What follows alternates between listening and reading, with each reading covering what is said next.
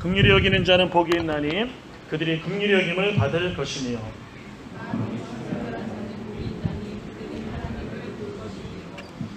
화평하게 하는 자는 복이 있나니 그들이 하나님의 아들이라 일컬음을 받을 것이며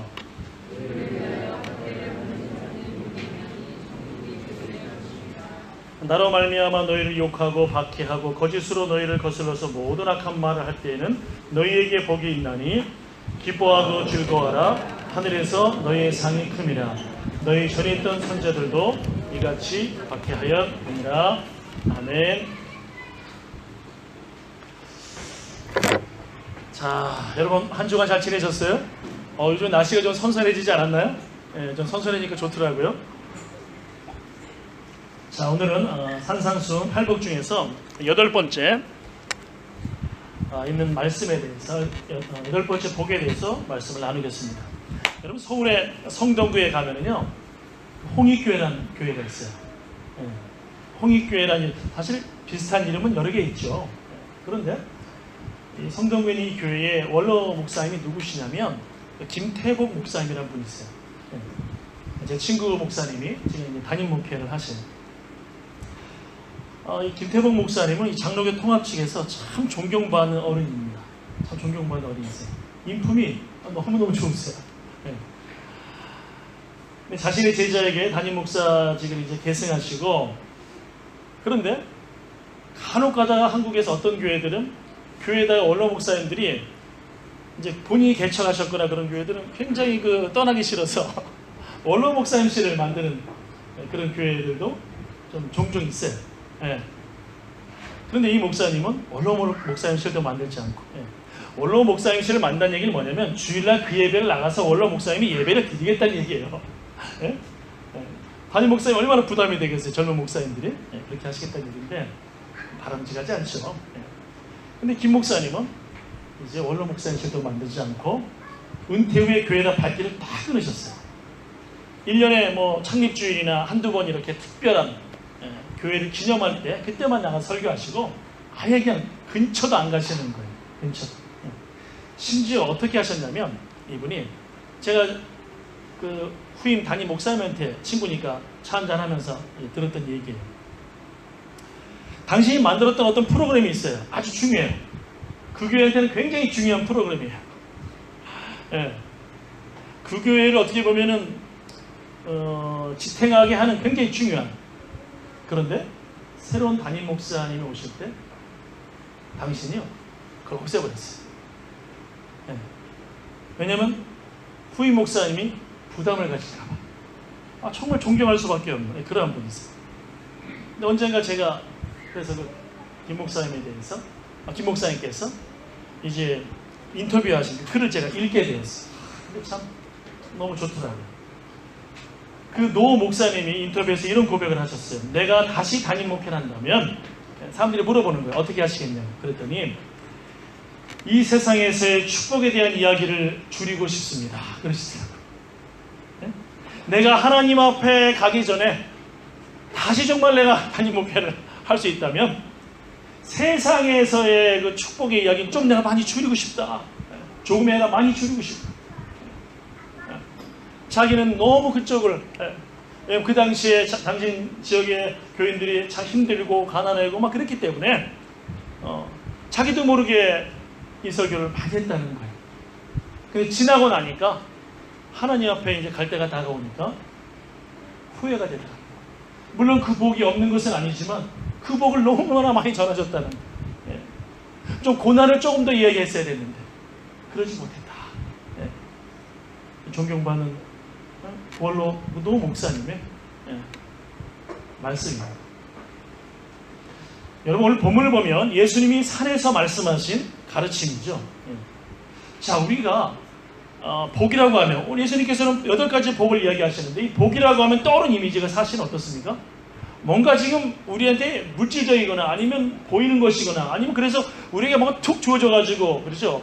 우리의 어떤 감각이나 어떤 여러 가지들을 만족시켜주는 그런 것을 우리는 복이라고 생각하기가 굉장히 쉽죠. 그래야 안 그래요? 그렇죠? 어떻게 보면 당연한 거죠. 어떻게 보면 사람은 누구나 가질 수 있는 생각입니다. 또 그것이 전혀 복이 아닌 것은 아니에요. 예. 언젠가 그 어떤 분이 설교하는 것을 들어봤어요. 이분은 뭐 한국의 굉장히 큰 교회, 예? 어떤 사모님이셨고, 그리고 지금은 뭐 대학교의 총장도 하시고 그런 분이에요. 예. 미국의 어떤 그런 신학교도 세우고. 예.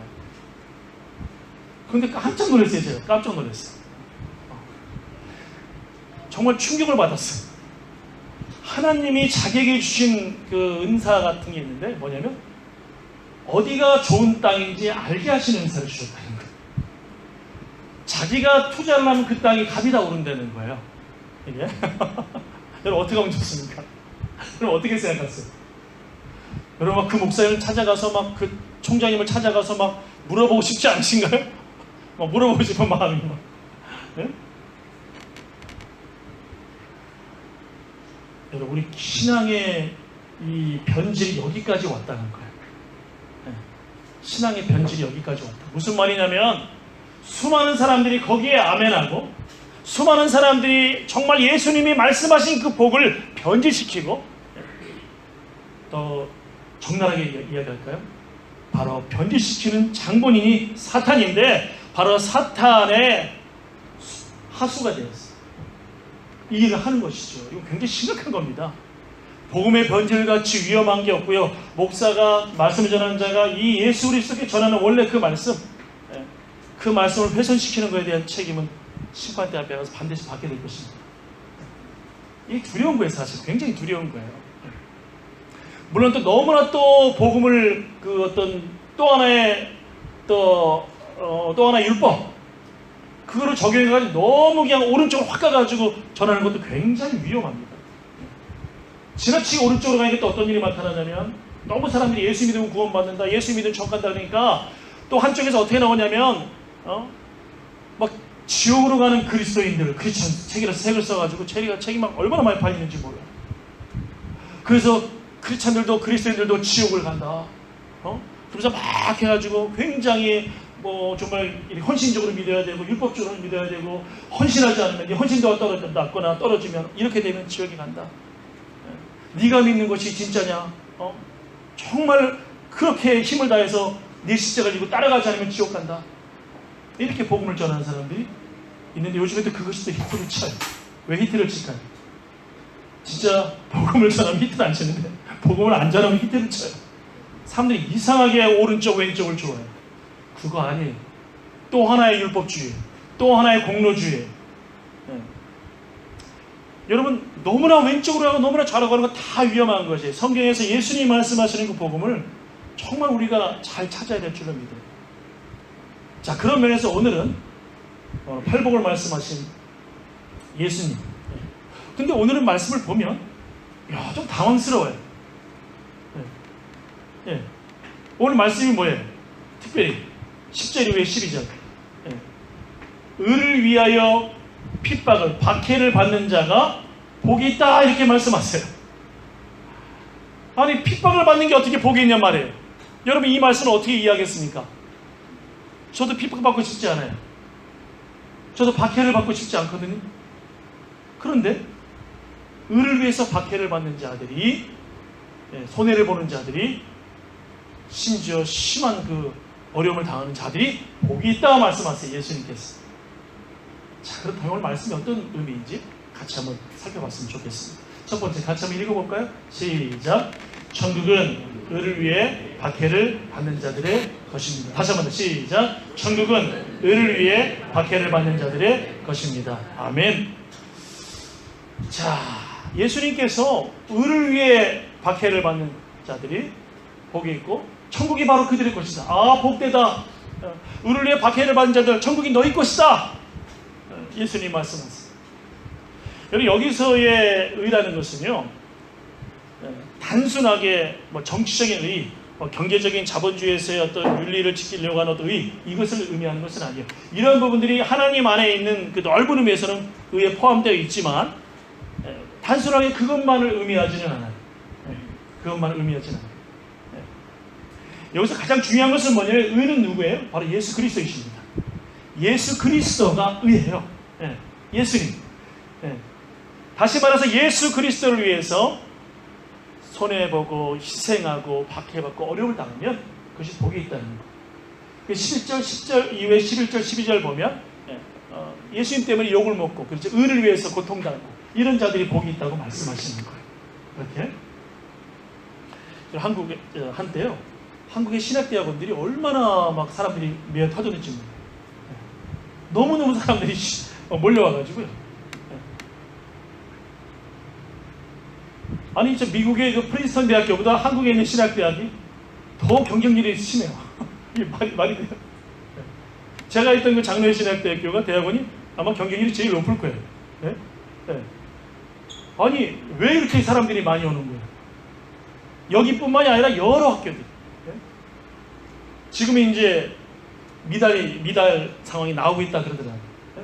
근데 아직도 장신대신 대우는 미달이 안 나. 아직도 2점 몇 대까지 아무리 떨어지지 이렇게 되는 거예요. 얼마나 어려워요. 그래서 우리 교회 전도사 하셨던 황재영 전도사님이 사수를 해가지고 사수만에 사수 해가지고 했어. 떨어질 때마다 저한테 카톡이 해가지고 목사님 우우 슬픈 표정 있잖아. 제가 또 떨어졌습니다. 기도해 주세요. 황 전도사님 목사는요 일찍 되는 게 중요한 게 아니에요. 전도사님 그 모습 정말 귀한 분이거든요. 너무너무 귀해요. 사람이 그렇게 좋을 수가 없어요. 우리 교회 그 청소년들이 여자들이 안 좋아해 본 사람이 없을 정도. 왜냐면 성품이 너무 좋아요. 뭐 반달구 같아. 키도 막 185cm에 애들을 항상 자기 그 차에다가 태우고서 애들을 한 번씩 운전해서 한 번씩 타고 싶지 않다고 하는데도 한 번씩 태워줘. 그러면서 드라이브도 시켜주고 그리고 애들 모함을 항상 같이 놀아주려고 하고 얼마나 마음이 정말 너무 따뜻한 사람인지 몰라요. 저 지금도 저에게 베풀어준 그 감동이 참 잊혀지지 않아요. 한국 간다 그러면 꼭 목사님 만나 뵙자 그리고 여러 가지 면에서 참 제가 존경한 어리지만 후배지만 존경하는 교육자입니다. 근데 4번 만에 붙어가지고 난리가 났어요. 하나님이 이렇게 저를 근데 참 그렇게 들어가는 경우는 참 좋지만 때로는 또 부정적으로 생각도 해봤어요. 뭐냐면 아니 도대체 이렇게 박해를 받는 것인데 목사라면 사실 사도 바울에 의하면 어떻게 보면 만물의 찌꺼기와 같은 것인데 세상 사람들은요 목사 우습게 봅니다. 교회도 그런 분들이 많아요. 교회도 물론 한국 교회보다는 이민교회가 더하지. 이민교회 여기서 목회하셨다가 지금 저기 그 다른 지역으로 이렇게 이전하신 그런 입시인가 그쪽으로 가신 그 젊은 목사님이 계세요. 그 목사님이 저하고 얘기 나누면서 제가 가지 말라 그랬어요. 가지 말고 이곳에서 하자. 여기 저 바스티 쪽에 호프 컬리지에다가 교회를 개척하고 여러 해 동안 수고를 많이 했는데 많이 힘들었던 것 같아요. 제가 이사할 때 우리 대원이가 가서 막 도와주기도 하고 막 같이 갔었는데 참 좋은 분들이세요. 사모님도 너무 좋고. 근데 저한테 이런 얘기를 하더라고요. 상처가 된 거죠. 목사님, 여기 있는 분들이 목사를 보지 않는 것 같아요. 이러고 그 말 딱 남기고 그렇게 너무 이게 힘들었던 것 같아요. 여러분 사실 어떻게 보면 목사는 내 스스로가 어떤 상황에서 하나님이 나를 부르셨다. 이 부르심에 대한 내가 확신이 있을 때 그럴 때 내 존귀함의 가치가 있는 거예요. 그거 아니면 다른 거 다 아무것도 없어요. 아무것도 없어 아무것도. 여러분 세상에서 존경하지 않아요. 이민교회들 다 우습게 봐요. 여러분은 안 그럴 줄로 믿습니다만 정말 쉬운 게 아니에요. 그런데 한 가지가 있으면 돼요. 그 프라이드가 뭐냐면 하나님이 나를 부르셨다. 그거 하나로 살아가는 거거든요. 자 그런데 너무나 많은 사람들이 박해를 받는 걸 생각하지 않고 존귀한 정말 영광만 부활의 영광만 바라보고 십자가를 생각하지 않고 신학대학원을 왔다는 거예요. MBB 과정을 왔다는 거예요. 일반대 다닌 사람이 얼마나 많은지, 일반대에서 정말 그 좋은 학교를 다닌 사람들이요 얼마나 많이 오는지 몰라요. 어떻게 그렇게 많이 오는지. 그럼 이 학교만 그러냐? 여러 학교들이 그런데 정말 그 사명감을 가지고 다 오는가? 심지어 저는 깜짝 놀랐어요. 다니면서 어떤 사람은 목표가요 자기는 나중에 총회장 되는 게 꿈이더라고요. 깜짝 놀랐어요. 그런 경우도 있고 이 안에서도 막 정치를 하려고 하고 있고, 정말 충격적이죠. 마음이 너무 아파요. 근데 정말 헌신적이고 귀한 목사님들이 있어요. 전체 동기 목사님들 너무 존경하는 분들이 많아요. 근데 죄송합니다. 정말 존경하는 분들은 정말 왜 이렇게 고난이 많은지 몰라요. 노숙자 사회 가시다가 얼마 전에 돌아가신 우리 김 목사님, 전염병이 퍼지는데도 떠나지 않고 마스크도 하지 않고, 왜냐하면 함께 있어줘야 되니까. 그런 분. 지금도 이름도 없이 빛도 없이 곳곳에서 그런 목사님. 그렇다고 해서 큰 교회라고 정말 다 나쁜 목사님, 그렇지 않아요. 정말 귀한 목사님들이 있어요. 그 본질을 붙들고 십자가 붙들고 정말 헌신하려고 이런 분들 계시거든요. 참 귀해요. 그런데 저는 가끔 가다가 저는 좀 의문이 들 때가 있었어요. 공부를 하면서 이 많은 사람들이 와 있는데 다른 데는 또 많은 사람 더 많이 뽑을 때 더 많을 텐데, 과연 정말 십자가, 예수님께서 말씀하신 그 복, 박해를 받는 그 복, 고난의 복, 십자가를 지고 가는 것, 이걸 정말 알고서 따라온 것이 온 것일까? 심지어 저도 그래서 계속 나 역시 바른 선택을 한 것이냐, 끊임없이 고민을 했어요. 이 고민을 안 하면 여러분 사실 사람이 굉장히 가벼워져요. 주님 앞에서 이 고민이 끊임없이 목사가 있어야 돼요. 안 그러면 변절됩니다. 안 그러면. 여러분 20세기에 1900년대에는요 전 세계적으로요 엄청난 수의 기독교인들이 순교했어요. 아시죠? 전 세계적으로. 어떤 분이 통계에는 20세기 한 2천만 명 이상이 순교했다고 하더라고요.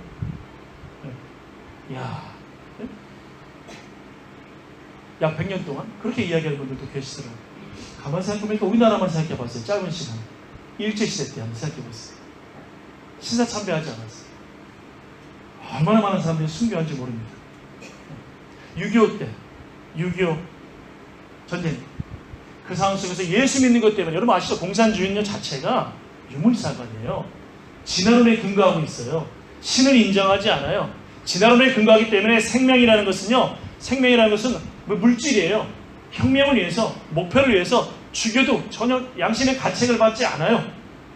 그런데 신을 주장하는 사람들이 있어요. 기독교인들이에요. 생명을 너무나 소중히 여겨요. 가치를, 예수 그리스도의 사랑의 가치를, 생명을 소중히 여겨요.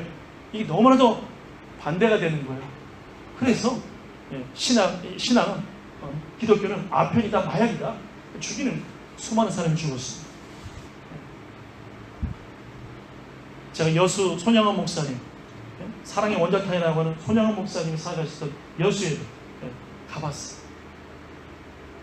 정말 너무나 훌륭한 목사님. 생각만 하면 눈물이 날 정도로 가슴이 찡한 목사님이 손양원 목사님이었어요.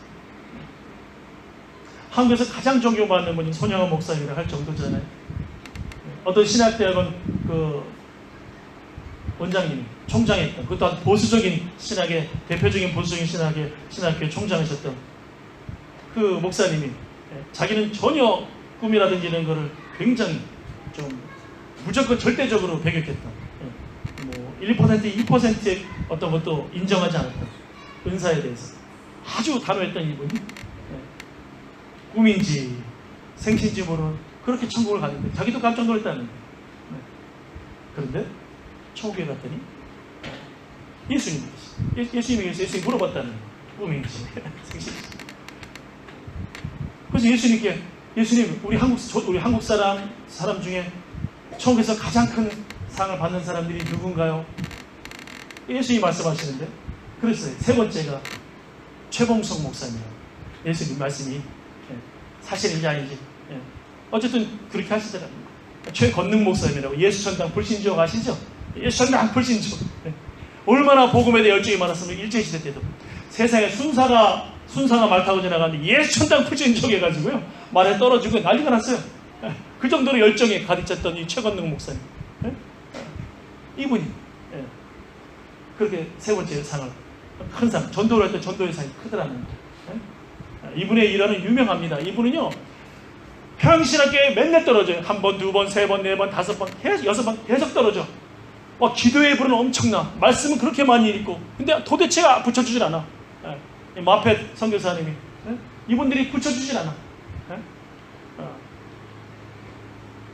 그래가지고 막 얼마나 기도하고 나중에는 또 시험 보러 가가지고 네?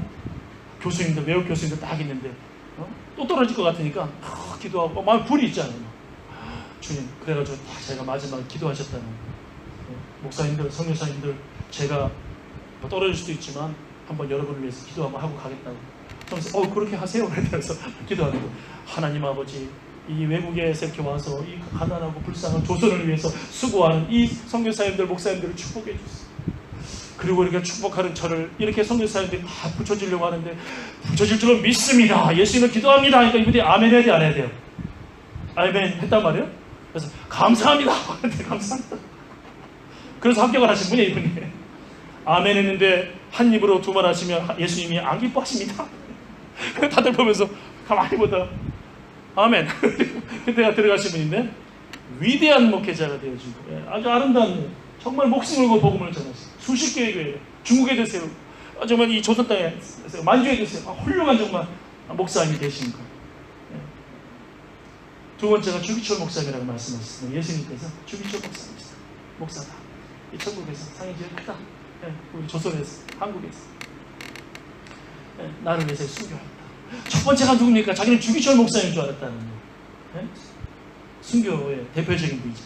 첫 번째가 누구냐고 물어봤더니 사랑의 사람 손양원 목사다 그러시잖아요. 그래서 당신이 느꼈다는 거예요. 사랑이 최고군. 그래서 사랑이 최고. 여러분, 손양원 목사님이 아시죠? 그 당시에 나병 환자, 그 고름이 나오는 상황에서 긴박한 상황 속에서 세상에 발에나 고름이 쭉쭉 나오는, 터져 나오는데 그걸 입으로 다 빼가지고 다 토해내고 다 빼가지고 해내고. 그래서 이 사람들에게 손양원 목사님이 예수님입니다. 예수님입니다. 손양원 목사님 일제시대 때도 그렇게 고난당하고 6.25 때는 공산당에게 순교당했어요. 자기의 아들들을 죽인 사람을 양아들을 삼을 정도로 그러한 분이 있어요. 참 너무 감동적이죠. 근데 이분이 제 고등학교, 제 중학교, 우리 중동학교 선배라는 사실이 좀 또 자랑스럽습니다. 얼마나 제가 감사하고 친일파도 나오고 모두 나오는데 얼마나 제가 감사한지 몰라요. 자, 여러분, 정말 이 박해를 받고 정말 예수를 믿는 복된 자는요, 때로 이 길이 너무 어려워요. 고난이에요. 눈물이에요. 상처예요. 그런데 여러분, 이러한 자들이 복이 있다는 거예요. 여러분 믿으십니까? 여러분 믿으십니다. 여러분 아멘. 왜 아멘이 작아질까요? 나는 그렇게 살고 싶지 않거든요. 여러분 그렇죠? 너무 어려운 길이죠.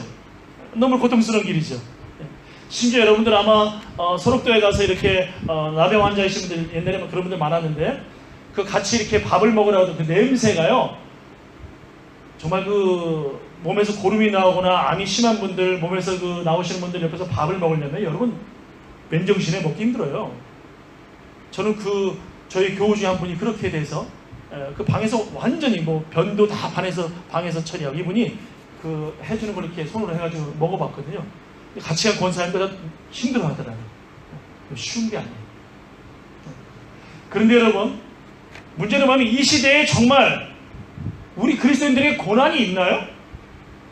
소목사님이 나가시, 주목사님이 나가시 그런 고난이 있어요? 박해를 받은 자가 복이 있다 그러는데 정말 우리에게 그런 박해를 받고 있나요? 그렇지 않잖아요. 네.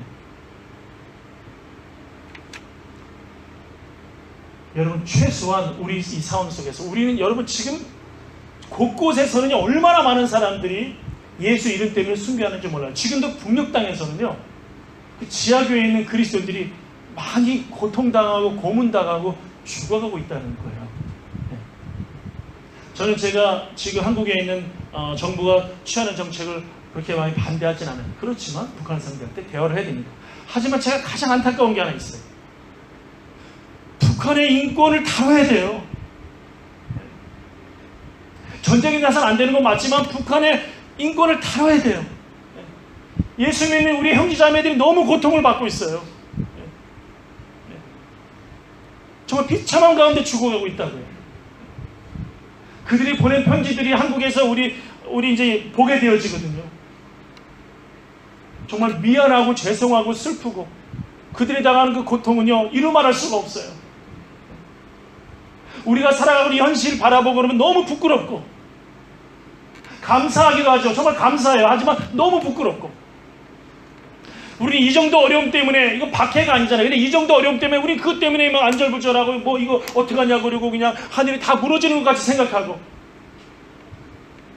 그들은 생과 사의 갈림길에서, 그것도 그냥 죽는 것이 아니라 그 극심한 고통과 고문과 박해가 있거든요. 그런데도 그 어디나 하늘나라 찬송하더라. 하늘 가는 밝은 길이 찬송하더라고요.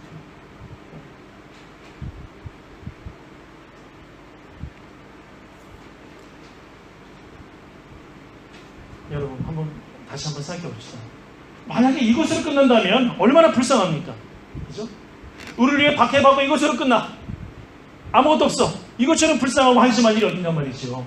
그런데 그렇지 않다는 거예요. 만약 이것에 대한 하나님의 공정한 재판이, 하나님의 그 공정한 천국이라고 하는 그 보상이 없다면 이것처럼 불쌍한 인생은 없을 겁니다.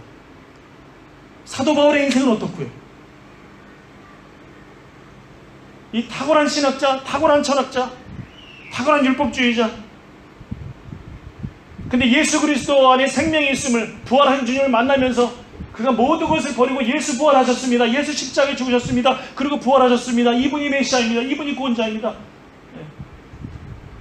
그렇게 많은 매를 맞으면서, 많은 돌을 맞아가면서 마지막에는 순교하면서도, 여러분, 이것으로 만약에 끝난다면 이것처럼 불쌍한 게 어디 있을까요? 그런데 하나님은 공정하신, 공평하신 재판관. 무슨 말이냐면 바로 부활의 영광을, 천국을 주실 것입니다. 그리고 그 마지막 때 이에 대한 분명한 하나님의 심판을 하실 거예요. 여러분, 요즘 저는 세상을 보면서 야, 진짜 마귀가 있구나. 여러분, 이것이요 무슨 뭐 유치한 얘기가 아니에요. 진짜 사탄이 있구나. 이것이 뭐 전세례 고향 이런 얘기가 아니에요. 정말 사탄이 존재하는구나. 왜 그럴까요? 이 악한 영 마귀가 왜 존재할까요? 계속해서 성경에서는 보여주고 있지만 그것뿐만이 아니라 에덴 동산에서 욥의 고백을 통해서, 욥기를 통하여서도, 또 예수님이 쫓아내신 그 사탄들의, 귀신의 정체들을 예수님이 밝히시고 쫓아내시면서, 이런 상황들을 통해서 우리가 사탄이 존재하는 걸 알 수 있지만, 여러분, 더 우리가 정확하게 알 수 있는 건 뭐냐면 우리 안에서 악이 나와요. 제 안에서 악이 나오더라고요. 악이. 우리는 다 감춰져 있어 보지 못하지만 우리 안에서 악이 나오더라고요. 순간순간 생각으로 악이 나오더라고요. 미움도 나오고, 음란한 것도 나오고, 진짜 막 분노도 나오고, 죽일 마음도 나오고, 깜짝깜짝. 여러분, 이것을 보는 그 순간에 아, 사탄이 있구나, 더 정확히 알 수 있지 않을까요? 이 영적 싸움은 분명히 존재한다는 거. 소리가 없을 뿐이지, 무기가 빵빵 터지지 않을 뿐이지, 지금 우리 영적인 싸움 속에서 계속 포도 쏘아대고, 총도 쏘아대고, 기관총도 쏘아대고, 사탄은 그렇게 하고 있는 거예요. 근데 너무 감사한 게 뭔지 아세요? 하나님의 사랑이, 십자가의 보혈이 우리를 보호해 주세요. 단지 그것이, 그래서 우리가 이길 수 있고, 새로워질 수 있고, 넘어져도 일어날 수 있고, 여러분, 이것이 얼마나 감사한지 몰라요.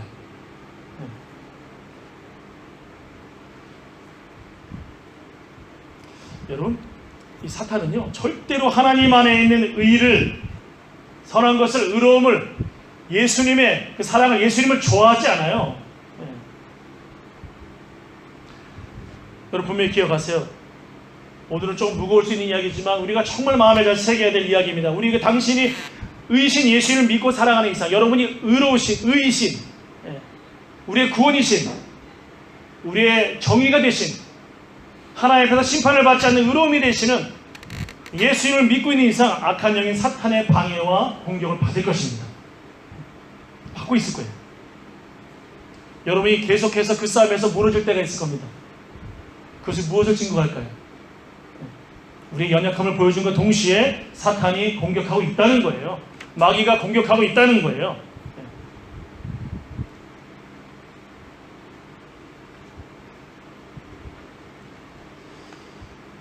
여러분 안일해지지 맙시다. 따라해 보겠습니다. 안일해지지 맙시다. 네, 여러분 안일해지면 안 돼요. 무슨 말이냐면 마귀는 계속해서 여러분에게 계속해서 도전할 것입니다. 여러분이 예수를 믿지 않는다면 여러분을 공격할 이유가 없어요. 이미 사탄 안에 있으면 전혀 여러분을 많이 괴롭힐 이유가 없어요. 그런데 우리가 예수님 안에 있기 때문에, 예수를 믿기 때문에 계속 공격합니다. 계속해서 우리를 이렇게 저렇게 그렇게 사탄은 계속해서 도전해 옵니다.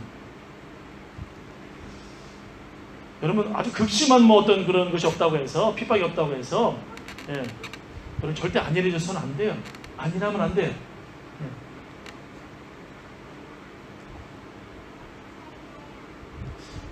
과거에 어느 시집간 세대는요 참 고통스럽다 그래요. 얼마 전에 어떤 분들하고 어떤 얘기 나눴었는데 한국에서 그랬다는 거예요. 연세 드신 분이. 어머니는 어때요? 시어머니는 다 무속, 옛날 어르신들은 무속을 많이 믿잖아요. 미신을 많이 믿잖아요. 근데 이 며느리가 예수 믿고 믿음으로 들어오니까 얘 때문에 집안이 다 망한다는 거예요. 예? 예수 믿는 이 며느리가 들어와가지고 집안이 아주 그냥 난리가 난다는 거예요. 그냥 복을 못 받는다는 거예요. 그래서 그렇게 구박을 하고 그렇게 이런 박해들이 실제로 있었고 그걸 통과하신 어르신들이 그 믿음으로 사실 교회들을 세워오신 거예요. 여러분 우리는요 간혹 그래요. 뭐 한국 교회가 뭐 썩었습니다. 뭐 얘가 교회들이 이렇습니다. 우리가 이렇게 할 것입니다. 막 비전을 외치고 막 그러죠. 근데 알고 보면 참 가벼운 이야기들이. 알고 보면 가벼운 이야기. 왠지 아세요? 그 어르신들 세대들이 이러한 박해와 어려움과 역경들과 6.25 전쟁과 이런 고통의 세월들을 심지어 신사참배하면서 그 고통 가운데 정말 가슴을 치면서 회개했던 이 사람들의 눈물, 심지어 그 가운데 교회가 세워지고 헌신이 세워지고 회개 속에 교회가 세워지고 그래서 주의 복음이 증거되어지고 그렇게 세워졌던 거예요. 교회가. 이것을 우리가 꼭 기억해야 돼요. 또 여러분 어떻습니까? 뭐 호주는 뭐 그런 상황이 덜하겠지만 한국에서는 신앙생활 하시는 분들, 직장생활 하시는 분들 아시죠? 저도 크리스찬 기업이라 이름을 표방한 어느 제법 큰 회사에서 한 8개월 정도 말씀을 전한 적이 있어요. 참 직장인들이요. 참 전쟁터입니다. 전쟁터. 심지어 크리스찬 기업이라 이런 표방했는데도 예수 안 믿는 사람들이 허다거든요. 허다해요. 또 기업주가 예수 믿는 사람이 잘못하면 그것처럼 또 전도가 막히는 게 없어요. 그런데 꼭 가면 어때요? 2차 가고 1차 갔다가 2차 가고 2차 간 다음에 또 밑에 직원들은요 부장이 다 데리고 또 2차 가고 3차 가자 그러면 따라가자. 안 따라가면 왕따 당해. 소주 마시라는데 소주 안 마시면 왕따 당해. 문화 자체가 너무나 이 박해가. 그리고 또 인사 평가에서도 불이익을 당해. 참 이게 너무나 어려운. 예수를 정말 믿으면요 참 어려움이 너무 많아져요. 근데 여러분 예수 믿을 겁니까? 참 진짜 그래. 저는 그래서 와가지고 이렇게 이런저런 것 때문에 고민하고 직장에 있는 분들이 자기 어려움을 이야기하고 그러면 저는 참 손 꼭 잡아줘요. 그 어려움 속에서 이렇게 믿는 것 자체가 귀하다. 다시 한번 일어서 보자. 다시 이겨보자.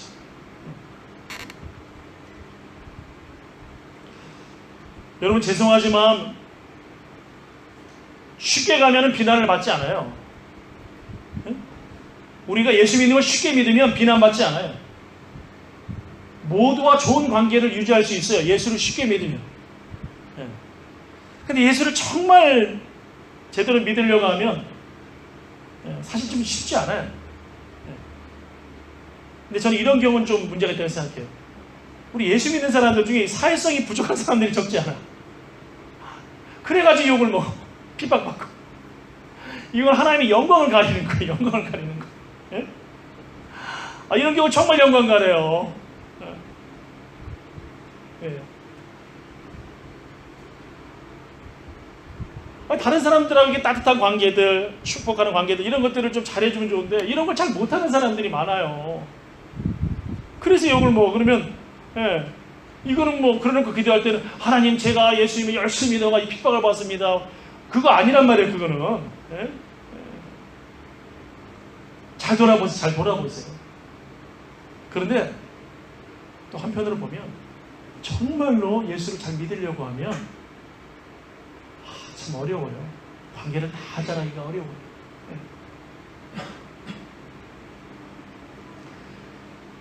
그리고 예수님께서 누가복음 6장 26절에서 모든 사람이 너희를 칭찬하면 화가 있도다 그랬어요. 모든 사람이 너희를 칭찬하면 화가 있도다. 무슨 말일까요? 쉽게 가지 말라는 말이에요. 쉽게 살지 말라는 거예요.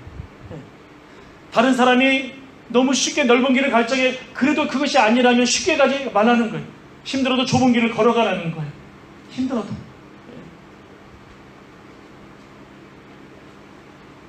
때로 그러한 것들이 우리에게 핍박이, 박해가 될 수 있어요. 그런데 여러분 기억하세요. 천국은 바로 그렇게 어려움을 당하는 자들, 박해를 받는 자들의 것이라는 거예요. 두 번째 말씀 보겠습니다.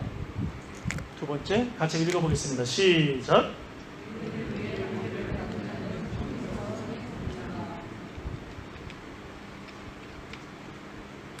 여러분, 의이신 예수님이 핍박을 받으셨어요? 안 받으셨어요? 받으셨어요? 안 받으셨어요? 받으셨죠. 굉장히 받으셨죠. 그런데 꼭 이 말씀을 가장 많이 사용하는 사람들이 이단들이에요. 우리 교주님이 진리이신데 진리를 이야기하는 예수님이 핍박받으셨던 것처럼 우리 교주님이 이렇게 핍박을 받으신다고. 그래서 영적으로 참 분별력이 필요합니다. 정말 분별력이 필요해요. 그런데 분명한 것은 우리 예수님, 의이신 예수님 핍박을 받으셨어요. 근데 그냥 핍박 받으시는 게 아니에요. 핍박할 때 사람들 항상 거짓말을 합니다. 오늘 말씀에 예수님께서 후반절에서 그 거짓말을 통해서 핍박을 한다고 말씀하시거든요. 사람들이. 여러분, 사람들은 핍박하는 사람들은 거짓말을 합니다. 예수님이 성전을 열고 사흘 만에 다시 지을 거라고 얘기했습니다. 예수님이 안식일을 안 지킵니다. 파괴합니다. 여러분, 겉으로는 그 말씀했어요. 여러분, 팩트, 사실하고요 진실하고 다른 경우가 많아요. 팩트하고 진실이 같은 경우가 있는데 사실하고 진실하고 다른 경우들도 있다는 거예요. 예수님 경우는 바로 이런 경우들이에요. 예수님이 그래 너희들이 성전을 헐어라. 그럼 내가 사흘 만에 다시 지으리라. 이 말씀 팩트에 사실에 이 말씀 하셨어요. 진실은 뭐예요? 예수님의 죽었다가 부활하시는 예수님의 몸, 예수님의 몸, 그 성전, 그것을 가리키신 거예요. 그런데 그것을 진실을 알지 못하고 그렇게 공격하고 거짓말하고 이렇게 하는 것이죠. 안식일을 범하는 것이 아니라 안식일에 정말 생명을 구하는 것, 안식일에 사람이 축복되는 것, 그것이 안식일의 원래 정신이다. 이것이 진실이에요. 근데 안식일에 이랬다고 예수님 핍박하는 거예요. 거짓말을 못했어요. 여러분들 기억하세요. 우리가 신앙이 너무 한쪽으로 가게 되면, 특히 너무 오른쪽으로 가게 되면 이런 바리새인 같은 경우가 종종 발생할 수 있다는 사실이에요. 굉장히 위험한 거예요. 굉장히 맨 왼쪽도 위험하고 맨 오른쪽도 위험하고. 심지어 초기 기독교인들은요 성찬식을 하는데, 로마에서는 성찬식을 하니까 얼마나 핍박했냐면 초창기에 저 사람들이 식인 의식을 행합니다 이렇게 문서가 있어요. 왜냐면 성찬식 할 때 어떻게 해요? 주님의 몸과 피를 나눕시다 그러잖아요. 그러니까 이거 그 말한 거 사실이거든요. 그랬더니 식인이라는 거예요. 식인. 그래가지고 핍박하고 죽을 때 그것도 달려져 있어요. 얼마나 무서운 줄 몰라요. 사실과 진실이 다른 부분입니다. 거짓말을 더했어요. 굉장히 위험하다는. 그래서 우리가 함부로 판단하면 안 돼요. 조심해요. 저도 마찬가지. 사람은 굉장히 근시안적이에요. 저도 마찬가지. 어느 사건이 발생하면 누구나 그거로만 딱 이렇게 바라보기 쉬운 시선을 다 가지고 있어요. 이거 뭐 사람으로 태어나서 누구나 다 마찬가지입니다. 심하고 안 심하고 문제 다 마찬가지예요. 여기서 조심하셔야 돼요. 정말 조심하셔야 돼요.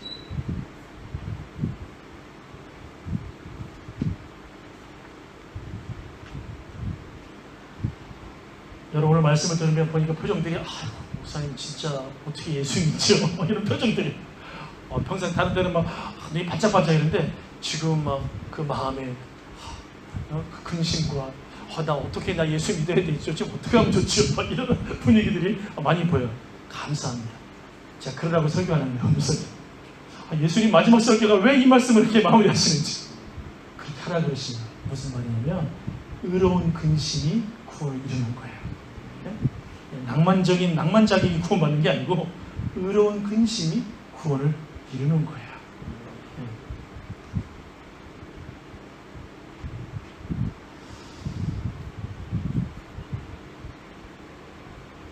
여러분 중요한 것이 있습니다. 어려움을 당하는 우리들, 예수 믿는 것 때문에 박해 또는 예수 믿는 것 때문에 어떤 손해를 보는 것들, 여러분 사실 그것이 복이에요. 왜 그럴까요? 천국에 상이 있다는 거예요. 상이 있는데 그것이 크면 클수록 상이 크다는 거예요. 이것처럼 감사한 게 어디 있을까요? 이것처럼 놀라운 은혜가 어디 있을까요? 네. 여러분 천국에서 상이 크다는 것은요 무엇을 의미하냐면 여러분 내가 어떤 단순하게 주어지는 사라지는 것이 아니라 영원히 사라지지 않는 주님이 주시는 기쁨과 평화가 넘쳐나는 복이 주어진다는 거예요. 네. 그런데 지금 예수님이 말씀하실 때 이 천국은요 두 가지 천국을 가리키는 거예요. 장차가 천국에서 이 상을 주시는 거지만 바로 이 세상에서 예수를 모신 것이 그 어디나 하늘나라, 하나님의 통치가 있는, 하나님의 다스리심이 있는, 예수님이 함께 하시는 바로 거기가 하나님 나라예요. 여러분 예수님 믿는 이 마음속에 상이 크니라, 여기부터 출발이 되는 거예요. 여기부터 마음에서부터 그 하나님의 놀라운 상이 주어지는 거예요. 누리게 되는 거예요. 여러분 그 사람들이 심지어 가장 심한 박해까지도 순교까지도 할 수 있었던 거예요. 여러분 지금 어떤 분들은 그래요. 목사님 저는 순교할 믿음이 없어요. 어떻게 제가 순교를 하죠? 걱정하지 마세요. 여러분 순교하겠다고 순교하는 거 아니에요. 어떤 분들은 저는 순교할 것입니다 믿습니다 해놓고 순교 못한 사람이 허다해요. 하나님 저는 제가 어떻게 순교를 합니까? 저는 부족한 자입니다. 그런데 여러분 그 때가 되니까, 고난의 때가 되니까 우리도 모르는 그날이 오는데 놀라운 건 순교하시는 분들이 계세요. 왜 그런지 아세요? 성령께서 되어주도록 이끌어 가시는 거예요. 내 힘으로 하는 것은 아무것도 없다는 사실을 기억하세요. 그러니까 우리가 지금 두려워할 이유가 없어요. 그저 이것만 우리가 기도해야 돼요. 하나님 제가 어려움이 있는 거 감사합니다. 제가 예수 믿는 것 때문에 고난이 있는 것 감사합니다. 때로는 뭐 친구들이 또 이런 사람들이 저를 무시하는 것 감사합니다. 제가 그들을 미워하는 것이 아니라 더 사랑하고 섬기겠습니다. 여러분, 여러분의 주님께서 천국의 상급을 더 풍성하게 주실 거예요.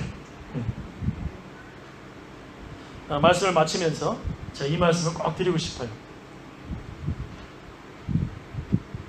여러분과 저는요, 여러분과 저 예수를 진짜 믿으면 사탄의 레이더 망 안에 딱 들어가요. 그거 아세요?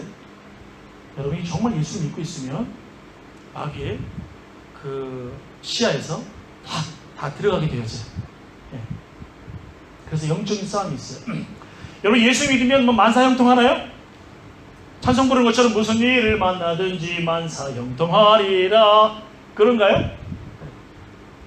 내 관점이 만사형통으로 바뀌는 것이지 정말 물질적으로 세상에서 주어지는 거 어떤 거 하나하나 상황들 사건들 이게 전부 다 그냥 금나라 뚝딱 은나라 뚝딱 해가지고 스륵 다 풀리고 막 이렇게 되는 거 아니에요. 올마이티의 어떤 나오는 짐 캐리가 누가 이렇게 쫙 하니까 막 홍해바다도 열리고 내가 마음대로 뭘 다 할 수 있고 막 하나님의 능력을 가져가지고 다 만사형통되고 이런 거 아니에요. 어려움들이 막 있고 돌발 상황들, 말도 안 되는 상황들, 남편과의 말도 안 되는 상황들, 또 자식과 아내와의 상황들, 또 뭐 여러 사람들과의 관계의 상황들, 또 심지어 뭐 건강의 상황, 물질의 상황, 아이고 막 복잡한 상황들이 우리 앞에 막 길을 다 막기도 하고 막 어려움들이 있단 말이죠.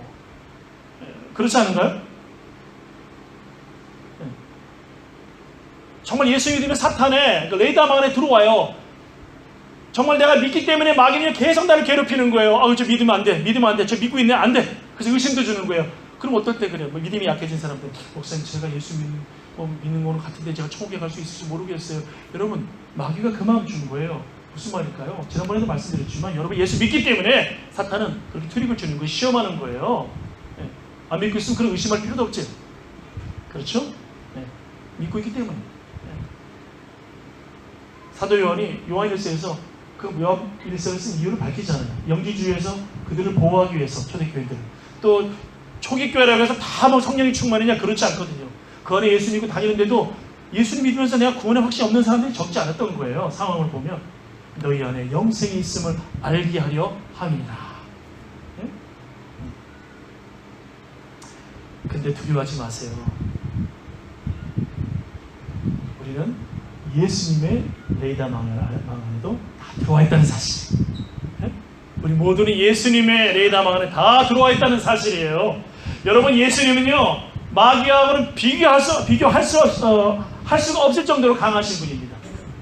감히 사탄은 비교가 되는 존재가 아니에요. 감히 예수님에게 그저 예수님이 그냥 오시기만 해도 벌벌 떨고 하나님의 아들이신 주님 왜 저를 괴롭히러 왔습니까? 난리치는 게 사탄이고 귀신인 거예요. 예수님 이름 앞에 정말 아무것도 아닌 존재가 사탄이고 귀신인 거예요. 우리는 예수 믿으면서 예수님의 레이더망 안에, 예수님의 시선 안에 다 들어와 있다는 사실입니다. 절대로 사탄이 예수님을 이길 수가 없어요. 여러분, 바로가 만들었던 뱀이, 모세가 만들었던 지팡이를 만들었던 그 뱀을 이길 수가 없어요.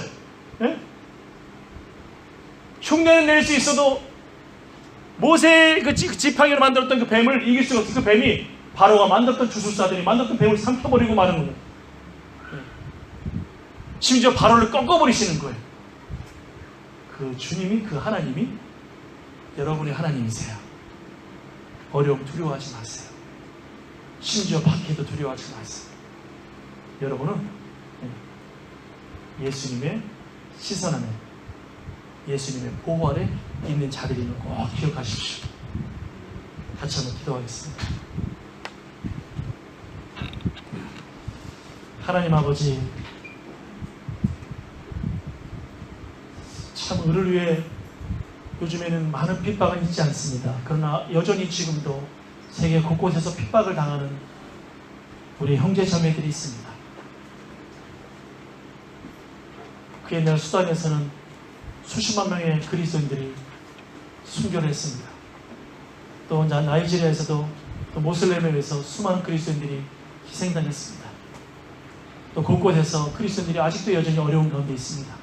우리 동포 풍경 땅에도 그렇습니다. 하나님, 우리에게 고난이 없고 박해가 심한 이런 극심한 박해가 없는 것이 참으로 감사하지만 하나님, 이것 때문에 우리의 신앙이 안일해질까 봐 두렵습니다. 하나님, 천국을 사모하며 주님의 의를, 예수 그리스도를 따라갈 수 있도록 인도하여 주시옵소서. 그리고 또 인생에서 상황 속에서 주어지는 고난들, 어려움들, 역경들, 때로는 핍박과 박해가 있다 할지라도 하나님, 우리는 예수 그리스도의 시야 안에 모두 있다는 사실을 꼭 기억하고 이 사탄과의 보이지 않는 이 영적 싸움에서 모두 승리할 수 있도록 주님 인도하여 주시옵소서. 천국의 놀라운 상급을 사모하며 믿음으로 모든 어려움을 이겨내도록 성령께서 도와주시고 함께하여 주시옵소서. 예수님 이름으로 기도드립니다. 아멘. 우리 다 같이 나서 우리 마지막 결단의 찬양으로 우리 주의 이름 높이며 힘차게 찬양하면서 준비한 예물을 봉헌하고 예배를 마칩니다. 다 같이 인도하겠습니다.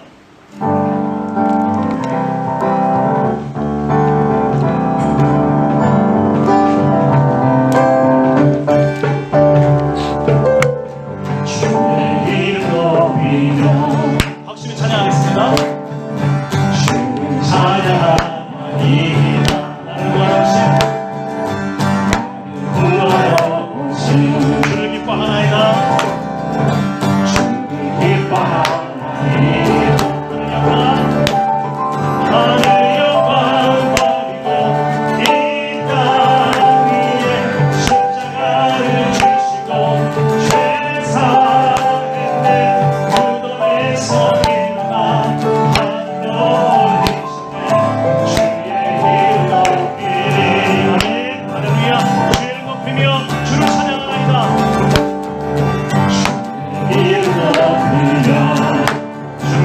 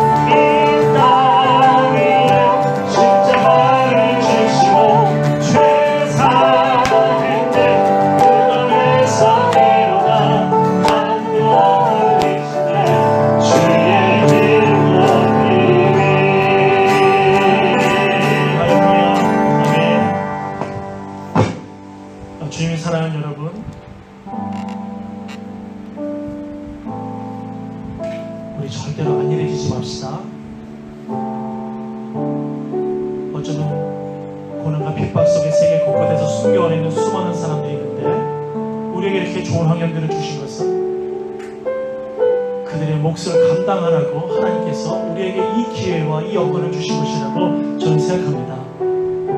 절대로 안일해지지 맙시다. 그리고 우리에게 상황 속에서 있는 고난과 또 역경이 있다 할지라도 주님 때문에 당하는 그런 것이 있을 때 여러분 기뻐하십시다. 예수님 때문에 오는 고난이라면 기뻐하십시다. 그리고 예수님 때문에 오는 고난으로 나아갑시다. 그것도 기억하십시다.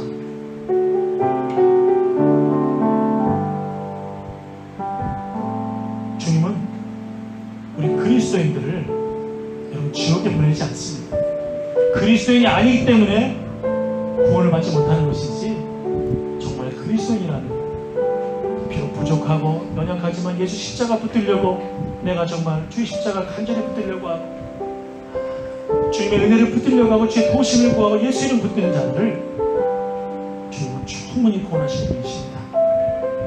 오늘도 그 십자가에 감사하면서 한 주간을 살아갈 적에도 정말 주님과 함께 하려고 하고 기도하려고 하고 말씀 가운데 가려고 하고 그 특별히 나만 믿는 것이 아니라 이 복을 나눠주려고 하고 그 사랑을 무엇보다 나눠주려고 하고 섬겨주려고 하고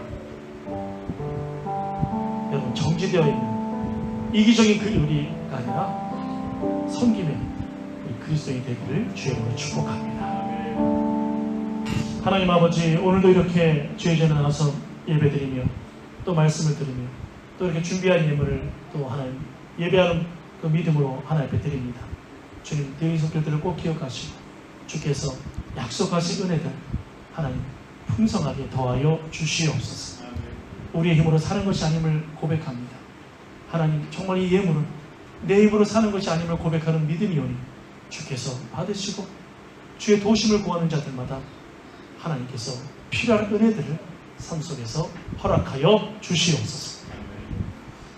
이 모든 것 우리 주 예수 그리스도 이름으로 기도하오며 이제는 우리 주 예수 그리스도의 은혜와 하나님 아버지의 놀라우신 사랑과 성령의 위로하심과 교제하심 오늘도 주 앞에 겸손히 믿음으로 나와 예배드리는 사랑하는 주의 자녀들 가운데 저들의 가정 가운데 특별히 몸에 아파서 또 교회를 못 나온 주의 자녀들 가운데 또 여행하고 있는 주의 자녀들 가운데 특별히 저들의 자녀들과 생업 가운데 믿음 가운데 이제부터 영원토록 함께 하시기를 간절히 축원하옵나이다.